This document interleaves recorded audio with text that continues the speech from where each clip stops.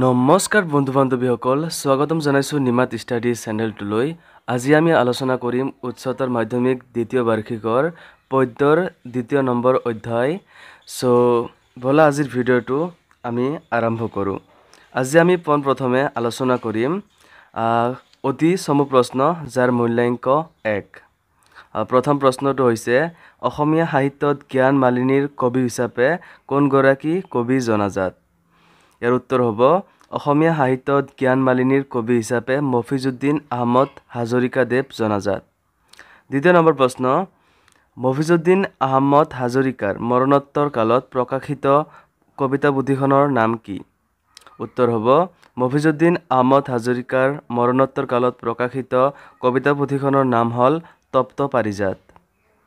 ৩ number প্ৰশ্ন বিশ্ব খনিকৰ বুলি লেখকে কাৰ কথা কৈছে? বিশ্ব খনিকৰ বুলি লেখকে ভগৱান বা ঈশ্বৰৰ কথা কৈছে। ৪ নম্বৰ প্ৰশ্ন বিশ্ব খনিকৰ কোন শ্ৰেণীৰ কবিতা? উত্তৰ হ'ব বিশ্ব খনিকৰ আধ্যাত্মিক তথা দাৰ্শনিক ভাৱধাৰাৰ কবিতা। ৫ নম্বৰ প্ৰশ্ন মফিজুদ্দিন আহমদ হাজৰিকা কোন যুগৰ কবি? উত্তৰ হ'ব মফিজুদ্দিন আহমদ হাজৰিকা জোনাকী যুগৰ কবি। খ নম্বৰ চমু প্ৰশ্ন যাৰ মূল্যাংক ২ অথবা ৩। প্ৰথম নম্বৰ প্ৰশ্ন মফিজুদ্দিন আহমদ হাজৰিকাৰ কবিতাৰ দুটা বৈশিষ্ট্য লিখা। মফিজুদ্দিন আহমদ হাজৰিকাৰ কবিতাৰ দুটা বৈশিষ্ট্য হ'ল ১ নম্বৰ মফিজুদ্দিন আহমদ হাজৰিকাৰ কবিতাত আধ্যাত্মিক তত্ত্বৰ প্ৰকাশ পোৱা যায়। ২ নম্বৰ তেখেতৰ কবিতাৰ ভাষা সহজ সৰল আৰু ঘৰুৱা, লগতে কবিতাৰ ছন্দৰীতি সুকীয়া। ২ নম্বৰ প্ৰশ্ন কবিয়ে ঈশ্বৰক কিয় বিশ্ব খনিকৰ বুলি অভিহিত কৰিছে? উত্তৰ সমগ্ৰ বিশ্বৰ সৃষ্টি স্থিতিৰ মূলতে এক পৰম সত্তাৰ অস্তিত্ব অনুভৱ কৰা হৈছে। সেই পৰম সত্তাই সকলোকে এক আত্মীয়তাৰ জৰীৰে বান্ধি ৰাখিছে। তেওঁৰ মহিমাৰ অন্ত নাই।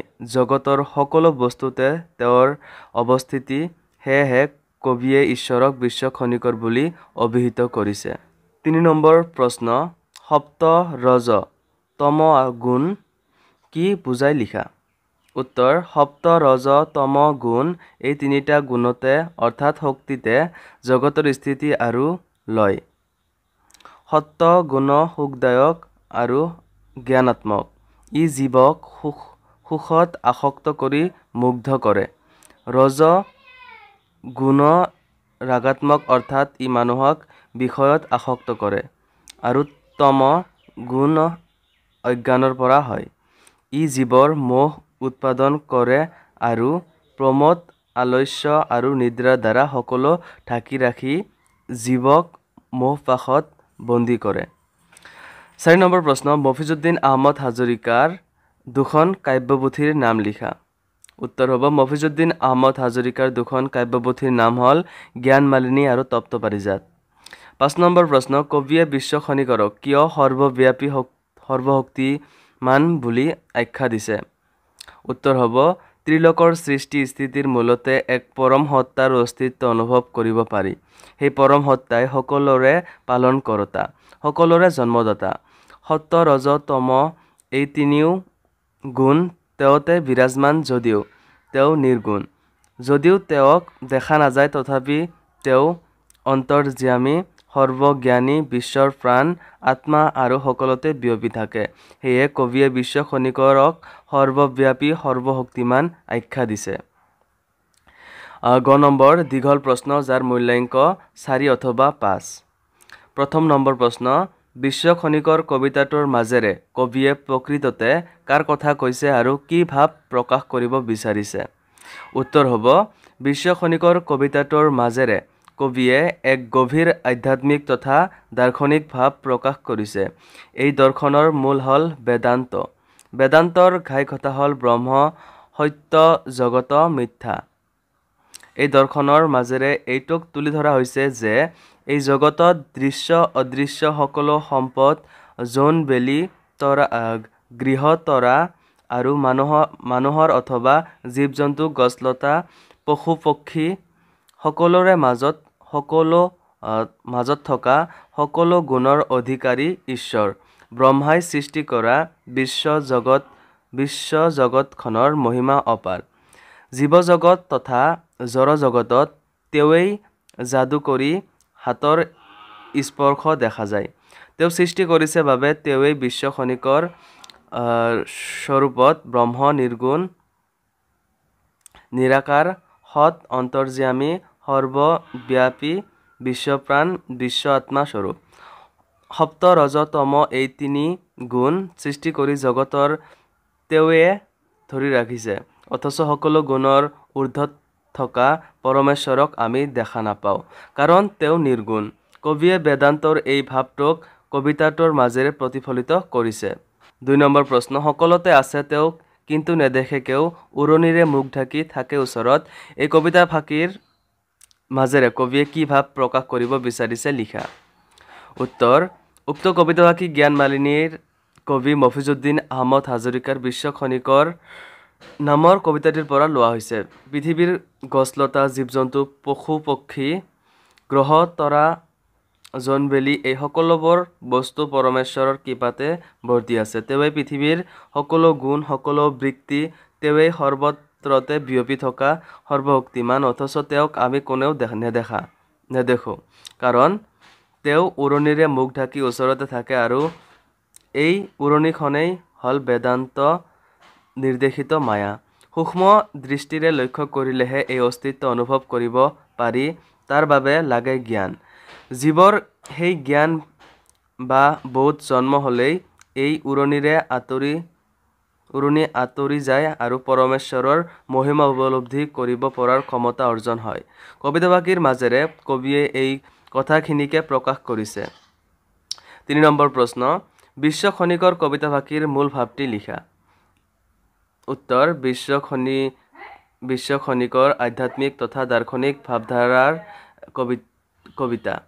যদিও চাক্ষুষ দৃষ্টিৰে আজিলৈকে কোনেও প্ৰত্যক্ষ কৰা নাই, তথাপিও ত্ৰিলোকৰ সৃষ্টি স্থিতিৰ লগতে এই পৰম সত্তাৰ অস্তিত্ব উপলব্ধি কৰিব পাৰি। সেই পৰম সত্তাই সকলোকে এক অদ্বিতীয় জৰীৰে বান্ধি ৰাখিছে। সেই পৰম সত্তাই সকলোৰে পালন কৰোতা, সকলোৰে জন্মদাতা। তেওঁৰ মহিমাৰ কথা কৈ অন্ত কৰিব নোৱাৰি। তেওঁ সকলোতে ব্যাপ্ত, অথচ তেওঁক দেখা পোৱা নাযায়, কাৰণ তেওঁ উৰণিৰে মুখ ঢাকি ওচৰতে থাকে। মায়াই পৰমেশ্বৰ আৰু পাৰ্থিৱ জগতখনৰ মাজত এখন আৱৰণৰ সৃষ্টি কৰিছে। এই ভেদ আঁতৰাবলৈ আমাৰ জ্ঞানৰ প্ৰয়োজন হয়। জীৱৰ সেই জ্ঞান বা বোধ জন্ম হ'লেই এই উৰণি আঁতৰি যায় আৰু পৰমেশ্বৰৰ মহিমা উপলব্ধি কৰিব পৰা ক্ষমতা অৰ্জন হয়। সপ্ত ৰজত আৰু তম এই তিনিও গুণ তেওঁৱেই বিৰাজমান। যদিও তেওঁ নিৰ্গুণ, তেওঁৱেই মৰমৰ বৰষাৰে কুহি গজালিক সাৰ পানী দি এজোপা বিশাল গছ কৰি তোলে। তেওঁৰ কৃপাতেই এডামীয়া সন্তানবোৰ ডেকা তেজেৰে পহুৱাল হৈ উঠে। সেয়ে কবিয়ে কৈছে যে তেওঁৱেই অন্তৰ্যামী সৰ্বজ্ঞানী বিশ্বৰ প্ৰাণ, তেওঁৱেই সৰ্বত্ৰতে বিয়পি থকা সৰ্বশক্তিমান। ৪ নম্বৰ প্ৰশ্ন, বিশ্ব খনিকৰ কবিতাটিত প্ৰকাশিত আধ্যাত্মিক দৰ্শনৰ চমু আভাস দিয়া। উত্তৰ, কবি মফিজুদ্দিন আহমদ হাজৰিকাদেৱৰ বিশ্ব খনিকৰ কবিতাটি এটি আধ্যাত্মিক দৰ্শনৰ কবিতা। এই দৰ্শনৰ মূল হিচাপে বেদ বেদান্তৰ ঘাই কথা ব্ৰহ্ম সত্য জগত মিথ্যা এই তত্ত্বটো কবিতাটিত প্ৰতিফলিত কৰিছে। এই ব্ৰহ্মাণ্ডত পৰমেশ্বৰৰ বাদে একো নাই। তেওঁ জগতৰ প্ৰতিটো অনুপৰমাণু প্ৰতিটো জীৱৰ মাজত প্ৰকৃতি আদি জড় জগতৰ মাজত বিয়পি আছে। সপ্ত ৰজ তম এই তিনিটা গুণতে অৰ্থাৎ শক্তিতে জগতৰ স্থিতি আৰু লয়। পৰমেশ্বৰ এই তিনিটা গুণৰ অধিকাৰী হৈও নিৰ্গুণ। সকলো কাৰ্য আৰু কাৰণৰ মূল তেওঁৱেই খনিকৰ ৰূপে সমগ্ৰ বিশ্বকে তিল তিলকৈ গঢ়ি তুলিছে।